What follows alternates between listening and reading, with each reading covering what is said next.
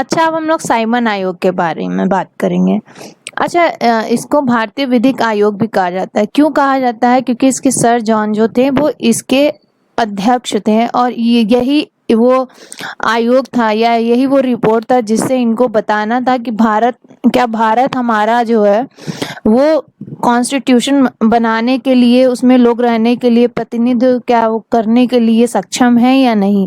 मतलब अंग्रेज ये चाहते थे कि हम प्रशासनिक में उस दायित्व को समझ सकते हैं या नहीं, उसके लिए ये आयोग बनी हुई थी, संविधान की समीक्षा के लिए, विधि की समीक्षा के लिए, सॉरी। फिर हम आगे देखते हैं कि साइमन आयोग क्या था और इसने क्या अपनी रिपोर्ट पेश की और इसके समय में क्या क्या हुआ, सबको जानते हैं। और ये भी जानेंगे कि साइमन गो बैक का आखिर नारा क्यों दिया जाने लगा। 1919 का मॉन्टेग चेम्सफोर्ड अधिनियम पारित होने के 10 वर्ष पश्चात भारत में उत्तरदायी सरकार को 1930 ईस्वी में कार्य करना था, पर ये उससे पहले 1927 में ही सर जॉन साइमन ने भारतीय संवैधानिक आयोग या इंडियन स्टैट्यूटरी कमीशन के अध्यक्ष बन करके आ गए। उसका रीजन क्या था? 1919 के बाद 1931 में, क्योंकि जब 1773 का हमारा रेगुलेटिंग एक्ट पारित हुआ, तो उसके बाद उस रिपोर्ट की समीक्षा करने के लिए हर 10 साल बाद दूसरा एक आता था आयोग। वो उस चीजों को देखता था और समझता था कि इसमें क्या कमियां हैं, क्या सही करने वाली हैं। लेकिन ये हमारे लिए नहीं रहता था, ये सिर्फ ब्रिटिश के लिए रहता था। ये सबसे बड़ा मुद्दा था। तो जब सर जॉन साइमन 1927 में आते हैं भारतीय संवैधानिक आयोग को लेकर के, इसके अध्यक्ष बन करके, इसमें जो कुल 7 सदस्य होते हैं, जो 7 सदस्य होते हैं वो अंग्रेज होते हैं। हमारे भारत का कोई भी इंसान नहीं होता। तो 1927 में वायसराय लॉर्ड इरविन ने महात्मा गांधी को दिल्ली बुलाकर यह सूचना दी कि भारत में वैधानिक सुधार के लिए एक रिपोर्ट तैयार की जा रही है, जिसके लिए कमीशन बनाया गया है, जिसकी अध्यक्ष सर जॉन साइमन होंगे। मतलब इस सुधार के लिए, वैधानिक सुधार के लिए जो इसकी जो अध्यक्ष रहेंगे वो सर जॉन साइमन होंगे। इसमें ब्रिटेन के 3 प्रमुख राजनीतिक दलों को प्रतिनिधि के रूप में रखा गया, कंजर्वेटिव, लिबरल और लेबर को। इन तीनों पार्टियों को इसमें प्रतिनिधि के रूप में रखा गया था। किसी भी भारतीय सदस्य को इसमें नहीं लिया गया। सबसे बड़ा रीजन ये था कि साइमन कमीशन में जितने थे वो सातों के सातों श्वेत थे। भारत का कोई व्यक्ति नहीं था उसमें।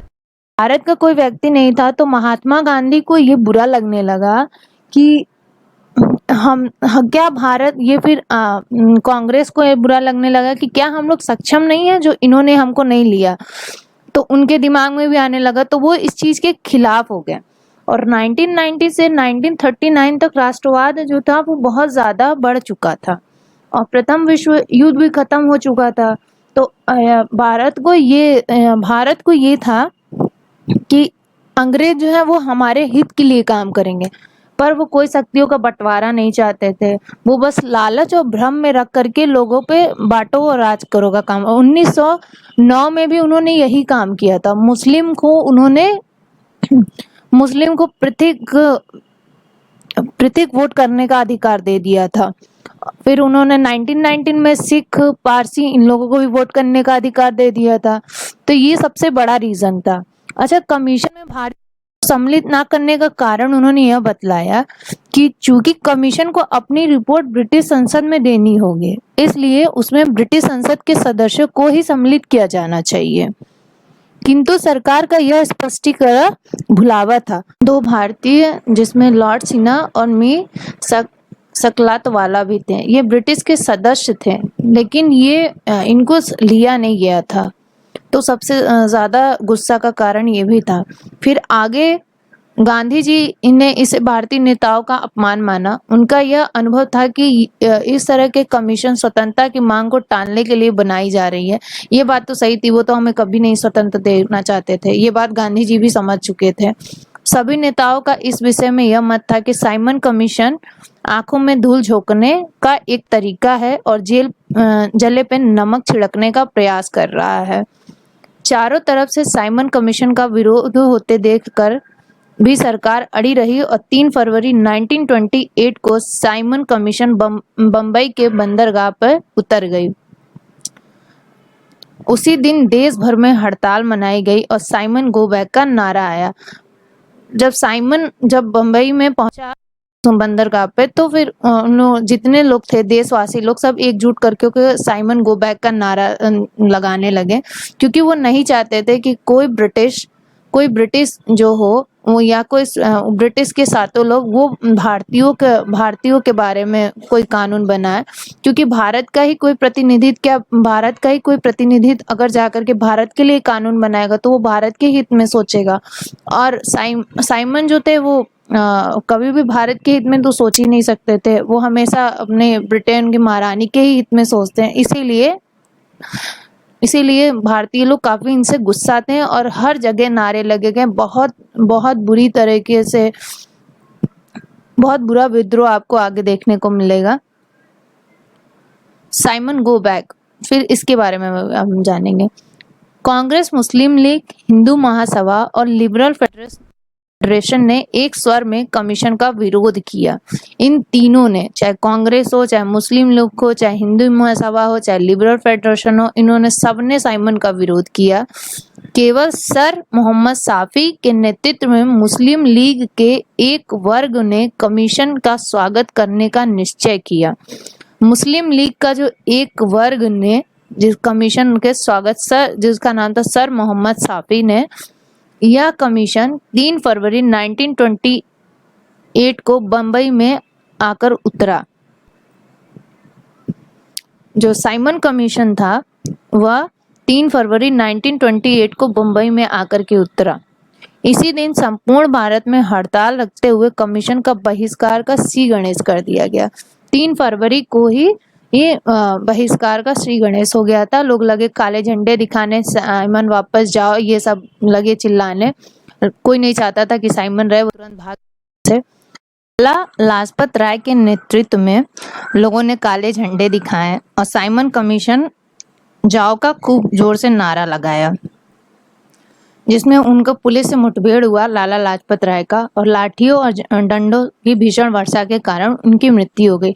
लाला लाजपत राय बुजुर्ग भी थे, नेहरू भी थे इसमें शामिल, नेहरू को भी डंडे लगे हुए थे, लेकिन नेहरू यंग थे और लाला लाजपत राय की उम्र भी हो चुकी थी, तो इसलिए वो जल्दी उनको लाठी लगने से ही उनकी मृत्यु हो गई थी। लाला लाजपत राय ने मरते हुए एक वाक्य कहा कि मेरे शरीर पे पड़ी एक एक लाठी ब्रिटिश सरकार के ताबूत में एक एक कील का काम करेगी।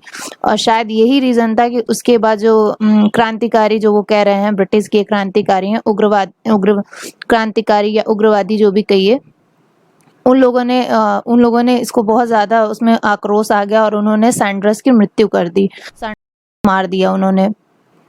और इनकी मृत्यु के बाद हर जगह इतने ज्यादा आंदोलन हुए, हर जगह बहिष्कार होने लगा, हर जगह काले झंडे, और लोगों ने साइमन गो का हर जगह से विद्रोह होने लगा, तो जिसे हार करके अंग्रेज को पीछे हटना ही पड़ा। भगत सिंह तथा बटुकेश्वर दत्त ने भी भारतीय भावनाओं को प्रकट करने के लिए केंद्रीय व्यवस्थापिका में बम फेंका और लाला जी पर लाठी के प्रहार के लिए उत्तरदायी को सैंडर्स को लाहौर में गोली चला करके बम फेंक करके उसकी हत्या कर दी गई। कांग्रेस के 1927 के मद्रास अधिवेशन में साइमन आयोग का पूर्ण बहिष्कार किया गया। हर जगह उसका बहिष्कार हो रहा था, चाहे वो कलकत्ता हो, मद्रास हो, चाहे वो आपका लखनऊ हो या पटना हो, हर जगह उसका बहुत बुरी तरीके से उसका बहिष्कार किया जा रहा था। वो समझ चुका था कि हमारे हाथ में असफलता ही लगेगी, तो उसने तब जाकर के उसने भारतीयों को संतुष्ट करने के लिए कहा कि हम आपके प्रतिनिधि को बुलाएंगे और उनको अधिकार दिया जाएगा कि वह सरकार में अपना प्रतिनिधित्व तो कैसे देंगे, सब कुछ उसने बोलना शुरू कर दिया। तो इसके रिपोर्ट का आगे देखते हैं। जब भारतीयों के पूर्ण बहिष्कार की उपेक्षा करते हुए साइमन कमीशन ने 27 मई 1930 को ही अपना रिपोर्ट 2 साल बाद में ही उसने अपना रिपोर्ट जो है उसे पेश कर दिया था।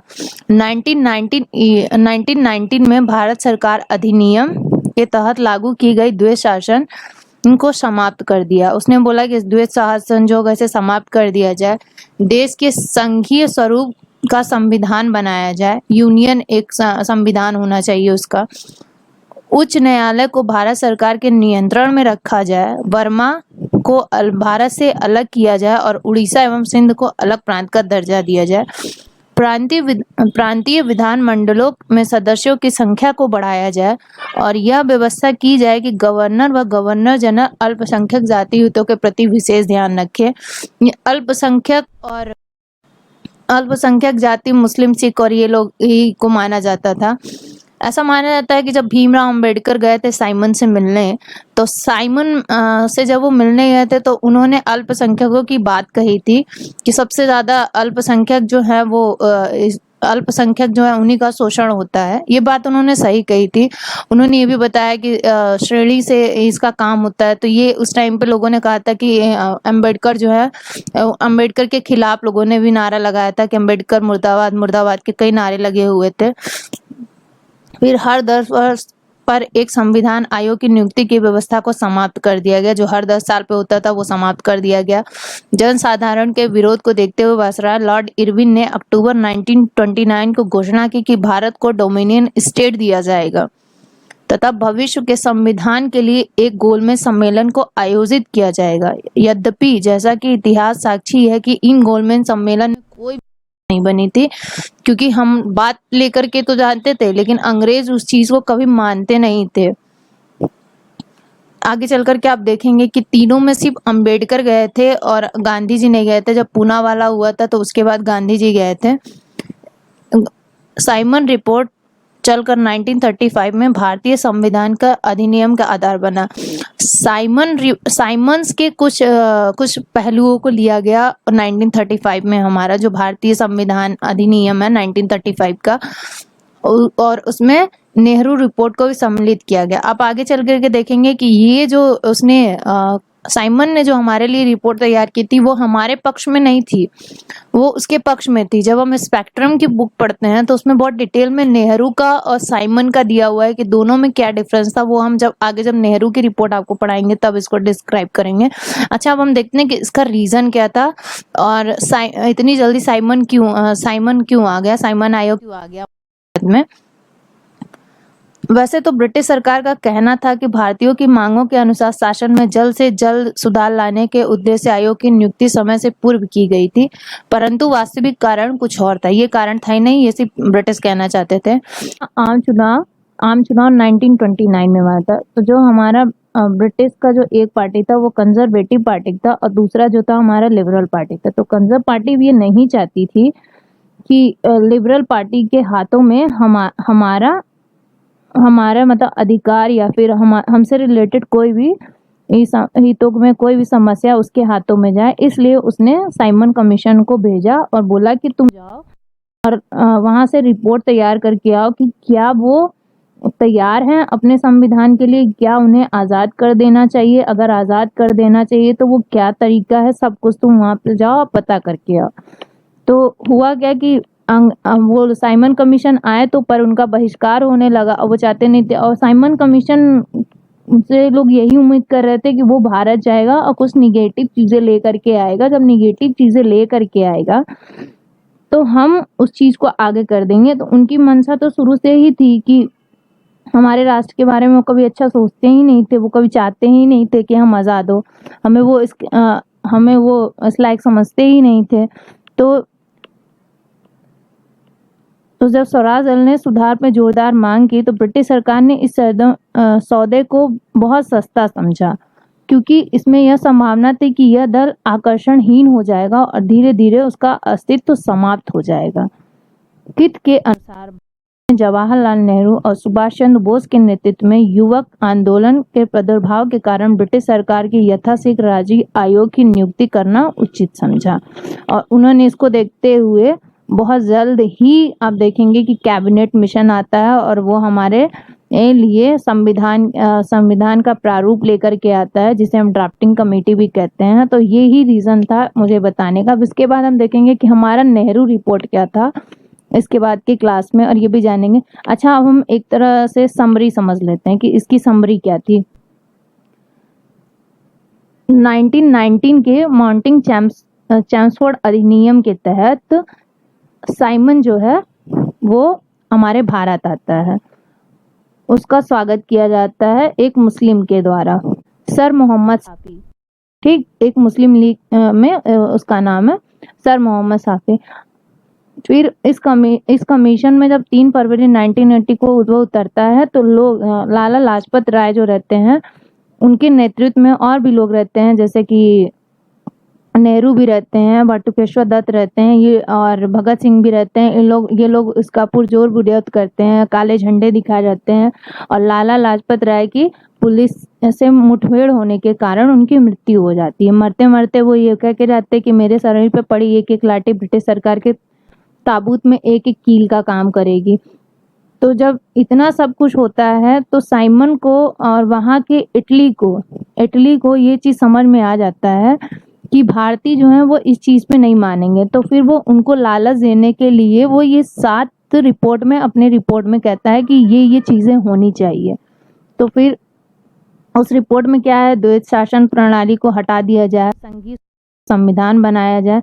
फिर यही संविधान वाला आप देखेंगे कि हमारी नींव हमारी यहीं से रखना स्टार्ट हो जाती है। फिर उच्च न्यायालय में भारत सरकार को नियंत्रण में रखा जाए। फिर 1774 में आप देखेंगे कि उच्च न्यायालय की स्थापना होती है। फिर वर्मा को भारत में से अलग कर दिया जाता है, उड़ीसा सिंध को अलग प्रांत का दर्जा दे दिया जाता है। फिर 10 वर्ष का जो हर बार 10 वर्ष का जो सर्वेक्षण होता था वो भी खत्म कर दिया जाता है। तो ये हुआ एक छोटी सी समरी जो आपको समझ में आ गई होगी। अगर मेरे से कुछ मिस्टेक होती है या कोई टॉपिक ऐसा होता है जो आपको लगता है कि हाँ नहीं समझ में आया, तो प्लीज़ कमेंट कीजिए और मुझे बताइए कि हाँ मेरी पीडीएफ में कहाँ मिस्टेक हो रही है या क्या चीज़ मैं आपको नहीं समझा पा रही हूँ। तो उस कंटेंट पे या उस चीज़ों पे मैं भी वर्क करूँगी और बहुत अच्छे से उसको मैं आपके सामने रिप्रेजेंट करूँगी। तो फिर थैंक यू। अगर आपको चैनल अच्छा लगे तो लाइक कीजिए और सब्सक्राइब कीजिए।